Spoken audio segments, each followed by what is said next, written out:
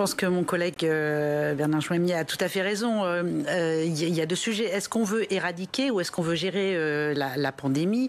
Il est clair que le risque individuel pour les adolescents n'est pas du tout le même que pour les personnes plus âgées.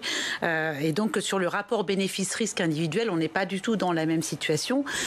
Et sur le rapport bénéfice-risque en termes de pathologie grave, on n'est pas non plus dans le même contexte puisqu'on avait vacciné jusqu'à présent pour protéger ceux qui risquaient de faire des formes graves de la maladie, mais aussi éviter que soient embolisées les places hospitalières pour laisser la prise en charge sanitaire pour d'autres pathologies. Là, clairement, on n'est pas dans ce sujet-là pour les adolescents. En revanche, les mineurs, c'est 20% de la population à peu près. L'immunité collective, on sait désormais que c'est plutôt 70%. Si on ne vaccine pas les mineurs alors qu'il y a des variants émergents très régulièrement et très contagieux, ils risquent de demeurer un réservoir du virus puisqu'on sait qu'ils se contaminent, pas les plus petits, mais les ados, c'est désormais avéré. Et donc, les vacciner est quand même un élément en matière d'immunité collective et de gestion de la pandémie et de l'épidémie en France qui est important et qui a toute sa place. D'accord, mais alors la responsable politique que vous êtes doit aussi tenir compte du degré d'acceptabilité de la population. Quand on touche aux enfants, vous savez que les parents sortent les griffes en général. C'est compliqué à faire accepter. C'est compliqué et d'ailleurs c'est ce qui va conditionner en réalité l'atteinte de l'objectif. C'est-à-dire est-ce qu'il y a suffisamment de mineurs dont les parents vont accepter qu'ils soient vaccinés. Bon, ils sont vaccinés pour d'autres pathologies. Il y a des vaccins pour lesquels on a beaucoup de recul. Mais là, on a quand même du recul et on a surtout 100% d'immunité, notamment pour le Pfizer. On le sait bien, les études qui ont été faites. Et puis, on a quand même quelques cas très graves de maladies un peu presque Kawasaki, comme on dit, du système très inflammatoire. Donc, on a eu quand même plus de 500 cas en France en un an sur des enfants jeunes. On a des Covid longs chez les jeunes. On a des pathologies post-Covid et des symptômes invalidants post-Covid chez les jeunes également. Donc, on a un petit risque sanitaire quand même aussi chez les jeunes.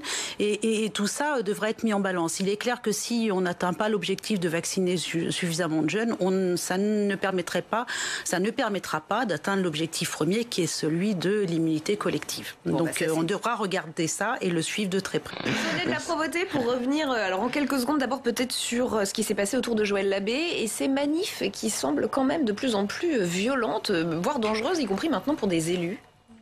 Oui. Vous incrimineriez le gouvernement comme certains le font? C'est un problème de doctrine des forces de l'ordre? Ce sont des consignes données J'ai le sentiment que le problème de doctrine, s'il y a, est aussi dans le comportement des manifestants. Et donc, la difficulté, c'est qu'il y a une escalade finalement de la violence et que pour se défendre contre la violence, il y a une forme de violence en réaction. Et là, c'est vrai que les images sont quand même des images assez choquantes, troublantes, tout à fait. Et donc, c'est vrai que normalement, un élu doit pouvoir à être dans une manifestation. Il y a rien de choquant à ça. C'est même son rôle. Enfin, son rôle. C'est pas une obligation, mais une partie des élus s'expriment de cette façon-là. Les élus de la République. Donc, ça peut être leur place aussi. C'est vrai que la scène est quand même assez dérangeante. En même temps, la réponse du Premier ministre aussi a montré une forme d'équilibre en disant que la violence était des deux côtés. Et je pense qu'il faut qu'on ait à cœur tous d'amener une pacification dans ce débat pour que la violence descende et non qu'elle grimpe de part et d'autre. Cette réforme de la haute fonction publique était donc le deuxième temps fort de ces questions au gouvernement. On ne touche pas au préfet ? C'est très... En fait, en tout cas, on y tient, nos préfets. La préfectorale, c'est la clé de voûte de l'État dans les territoires. C'est vraiment la parole de l'État. C'est vrai qu'il y a quand même un sujet de carrière, de statut, d'expérience. Il a été dit dans l'hémicycle qu'il faut du sang-froid, il faut quand même une connaissance de l'interministériel, parce que quand on est préfet, on doit pouvoir faire face à tous les sujets sur le long long, le moyen terme et dans l'urgence également. Donc on voit bien que c'est vrai que techniquement, un préfet est quand même quelqu'un qui a un back-office, pour parler en anglicisme, en bon français, qui est important. Donc la diversification des profils, elle peut tout à fait s'entendre, mais le risque de tout ça, c'est finalement dans une situation où on sent que l'État est quand même un édifice fragilisé, que la morcellisation de la responsabilité de l'État entre les agences, tout un tas de structures para-étatiques qui prennent tout un tas de responsabilités, finalement le préfet en région et le préfet en département, c'est l'espèce d'assise et le ROC qui représente une espèce de vision la plus homogène possible du fonctionnement de l'État. On sait déjà que les préfets sont différents, que la personnalité d'un préfet induit parfois plus de raideur, plus de... voilà, on le sait, on le voit bien d'un département à l'autre, d'une région à l'autre. Si on diversifie les profils, la difficulté, c'est de ne pas avoir donné cette assise suffisante, cette structure suffisante pour que diversification des profils ne se traduise pas en diversification du rôle de l'État dans les territoires. Et c'est pas qu'un risque de politisation, c'est un risque finalement que chacun y aille de son point de vue et de son parcours et que une espèce de structure homogène et de fonctionnement homogène de tous ces futurs, ceux qui seront les futurs préfets ou sous-préfets sur le terrain, c'est important. Et puis j'allais dire que la réforme actuellement, pour l'instant, elle répond pas à un certain nombre de sujets. On parlait de la reproduction des élites, sociale des élites, enfin on n'a pas réglé cette question-là. On parle de la problématique de pouvoir avoir été dans une haute administration et puis d'aller dans le privé. Quand on a été dans l'administration sanitaire, devenir conseil des laboratoires pharmaceutiques, est-ce que c'est légitime? Moi je m'interroge quand même sur cette possibilité-là. En tout cas, à un moment, il faut choisir. On ne peut pas être les deux à la fois. Et puis faire de la politique quand on est un grand commis de l'État, est-ce que c'est quelque chose de compatible? Voilà, il y a tout un tas de sujets auxquels on doit répondre. Et en tout cas, ce sujet de la préfectorale, c'est attention, parce que pour l'instant, qu'est-ce qui est solide et qui sur le terrain a eu une interaction agile, hein, c'est bien le couple maire-préfet. Et donc, toucher à ça, c'est prendre le risque, encore une fois de plus, d'apporter une pierre à la fragilisation de cet édifice-État républicain auquel on tient beaucoup. Audrey, je vais me tourner vers vous. On va reparler de questions de santé puisque ce matin au Sénat, des auditions se tenaient sur le niveau de la France en matière d'innovation et je crois que c'est pas terrible. Oui, on frôlerait même le zéro pointé. C'est en tout cas le sentiment qui ressort après 2 heures d'audition en ligne. Face à la Commission des affaires sociales, 4 patrons de biotech et de start-up médicales ont fait la liste assez longue de ce qui ne va pas dans l'innovation française. Florilège, écoutez. J'ai fait d'études en France. Et c'était mon choix. Parce que c'était très lent pour les approbations. Et une fois que vous étiez parti, vous étiez bloqué tout le temps. Si on ne rentre pas dans les cases, si on ne rentre pas dans les choses qui sont déjà décrites, si voilà, on n'est pas sur des choses connues, eh bien c'est essai maximum, protection maximale, demande maximale. Nous, quand on travaille avec les laboratoires français, c'est parce qu'on est contraints. Parce qu'en termes de dynamique, en termes d'urgence, en termes de structure, en termes de ressources, mais ils sont à la rue. Parmi les 2 intervenants que vous venez d'entendre, il y en avait un qui était bien placé pour évoquer le problème français. C'est Franck Grimaud, le directeur général de Valneva. Vous savez, cette biotech française qui a trouvé un vaccin contre le Covid-19, mais qui va le produire et le commercialiser en premier au Royaume-Uni. Pourquoi? Parce que ce pays a misé financièrement sur elle, alors que l'Europe et la France non. Même parler ici, même sur ce plateau, dans ce constat au vitriol, on peut le dire, quels sont les points importants qui ressortent? Il y a d'abord un problème culturel. Il faut savoir que même en phase 3, la dernière, un médicament n'a que 50% de chance de réussite. Miser dessus, c'est donc prendre un risque sans retour sur investissement. Et ça, en France, on a un peu de mal. Alors qu'aux États-Unis, par exemple, on l'a vu avec le vaccin contre le Covid-19, les pouvoirs publics se lancent plus facilement. Le deuxième blocage, il est administratif avec des situations parfois ubuesque. Pour avoir un remboursement sur une étude, par exemple, il faut qu'elle soit faite sur des patients français. Si les patients sont allemands, ça ne marche pas, comme si la nationalité avait une influence sur la biologie. Et enfin, dernier problème, le principal, c'est l'argent et la hauteur des financements. Écoutez cet exemple particulièrement parlant, rapporté par Stéphane Pia, directeur général de Carmat, sur la différence entre la France et les États-Unis. Il y avait un polytechnicien très brillant et il est parti. parce qu'il était dans un laboratoire, je ne vais pas le nommer, un institut très connu en France, et il était frustré, parce que quand il voulait faire un truc, le maximum qu'il pouvait avoir, c'est 500 000 € pour un projet de 2 ans. Donc, il va où? Dans un laboratoire, le Livermore Institute, au nord de San Francisco. Et là, il va voir son chef et il lui dit, voilà, j'ai un projet. Il lui dit, il faut combien? 5 millions. Et il lui dit, vous blaguez, j'espère. Il vous faut au moins 20 millions si vous voulez porter le... Et il est parti avec 25 millions. On voit donc que les deux pays ne jouent pas du tout dans la même cour. En tout cas, la sénatrice Corinne Imbert a apprécié cet exercice de vérité. Pas forcément évident, mais nécessaire d'après elle. Écoutez. C'était assez cash, mais c'est bien aussi que la Commission des affaires sociales du Sénat soit aussi le lieu d'une expression d'acteurs qui connaissent parfaitement les sujets. Effectivement, il y a eu des mots qui n'ont pas été tendres vis-à-vis de quelques institutions dans notre pays. Ils ont aussi rappelé ce que nous savons déjà, c'est le manque de moyens de la recherche, notamment de la recherche publique. Il faut des moyens, qu'ils soient privés, plus de moyens pour la recherche publique, un vrai plan santé, une vraie stratégie santé. Parce qu'encore une fois, c'est sur 10 ans, pour que derrière, les patients puissent accéder aux meilleurs traitements. Alors, est-ce que des pistes ont été avancées ? Oui, et notamment l'amélioration de l'Agence européenne du médicament avec un portefeuille assez conséquent pour financer la recherche, un peu à la manière de la BARDA. C'est l'autorité américaine qui s'occupe de la recherche et développement outre-Atlantique et qui a financé 6 vaccins contre le Covid-19 dont nous bénéficions nous aussi maintenant. Certains pensent aussi que la recherche pourrait être financée en partie par les assurances-vie et pour ça, ils demandent une incitation financière de la part de l'État avec des incitations fiscales. L'objectif serait de lever plusieurs centaines de millions d'euros avec pour résultat de ramener les laboratoires en France et en Europe parce qu'ils ont tendance à s'installer là où les marchés les attirent plus facilement. Le constat est terrible, Sonia de la Provoté. Ça fait presque de la peine d'entendre cela. Oui. D'autres pistes vous viennent à l'esprit comme ça? Je pense que il y a plusieurs sujets. D'abord, je pense qu'il y a vraiment un manque d'agilité, une suradministration, une vision complètement technocratique de la recherche. Alors que la recherche, c'est tout sauf ça.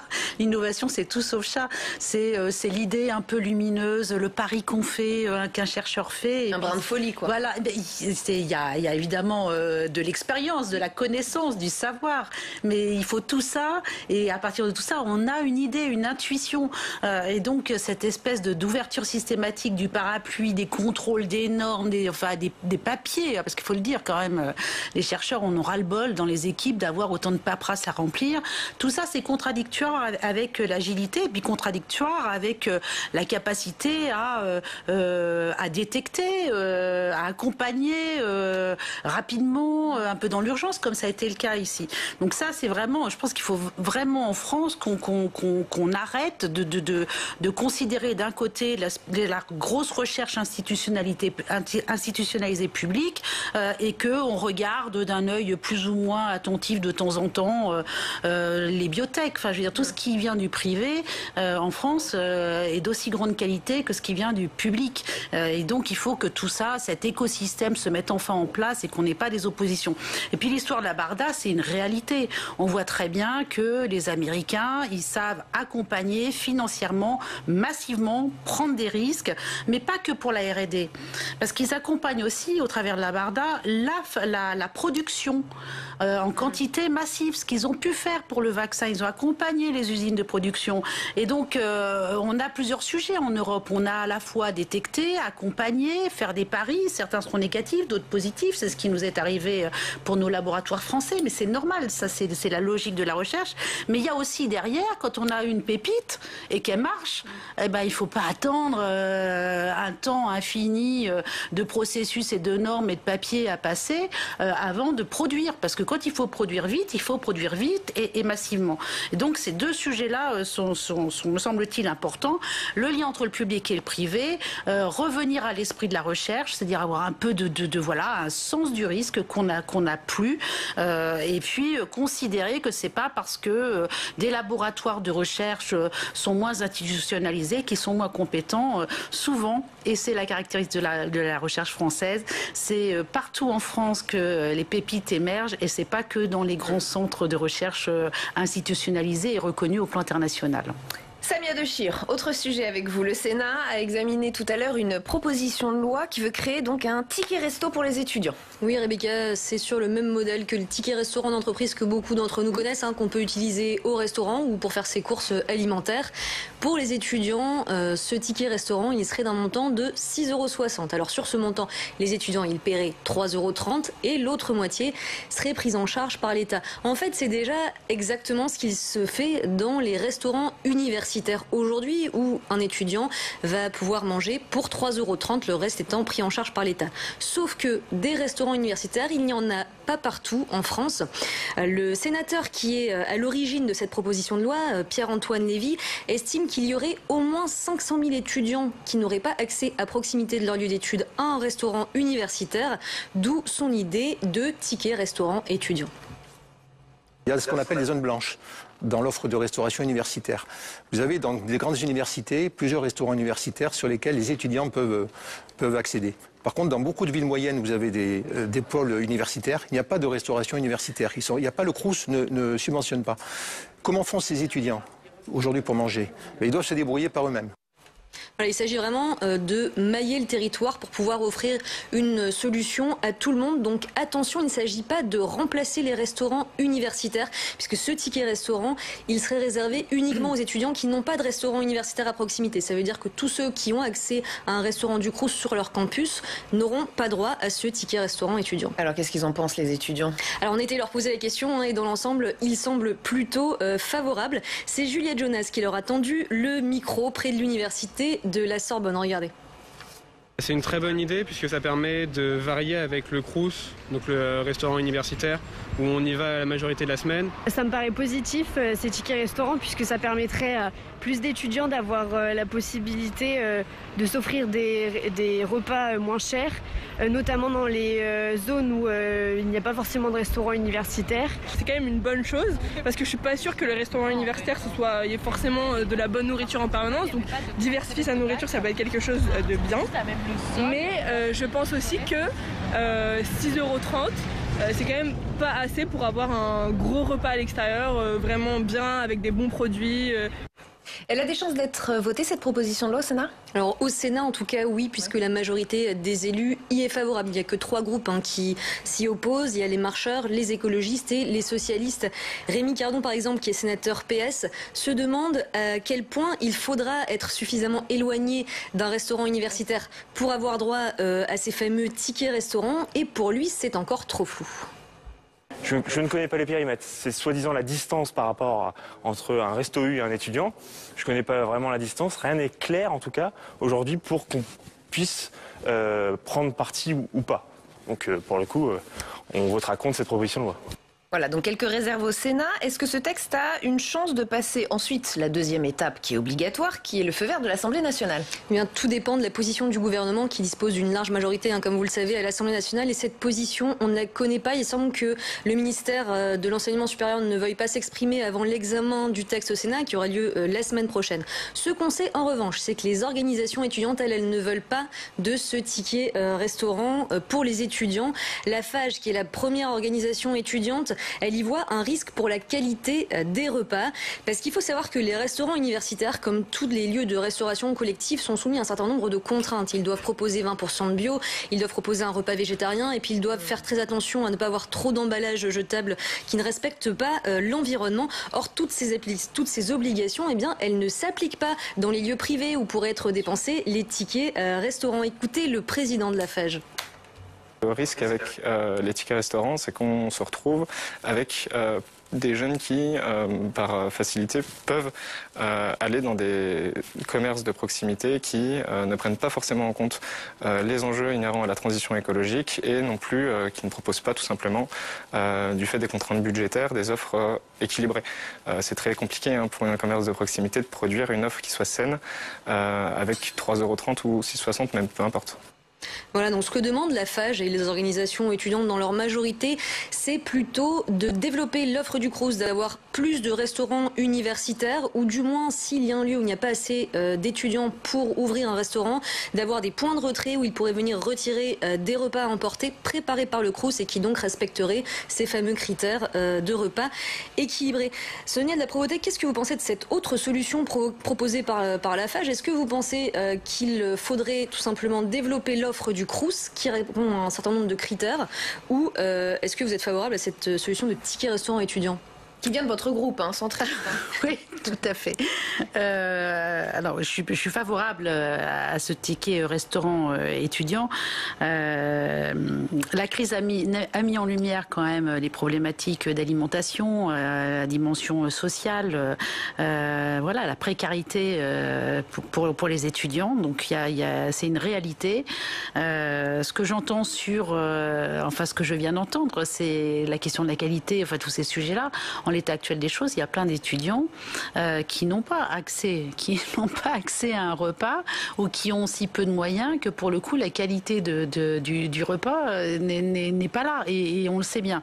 Donc c'est cette façon c'est une façon de pallier cette difficulté sociale et ce besoin. Est-ce que vous estimez que pour 6,60 € on peut s'offrir un repas équilibré dans le privé? Je pense que pour 6,60 €, on peut faire des courses équilibrées dans le privé, puisque 6,60 €, si on achète une barquette de tomates, par exemple, on ne va pas manger toute la barquette le soir même. Donc, je suis comme tout le monde, j'ai géré jeune budget étudiant, et donc je pense qu'on peut arriver à faire les choses de façon équilibrée, tout à fait, puisque c'est pas 6,60 € par repas, finalement c'est un budget à la semaine.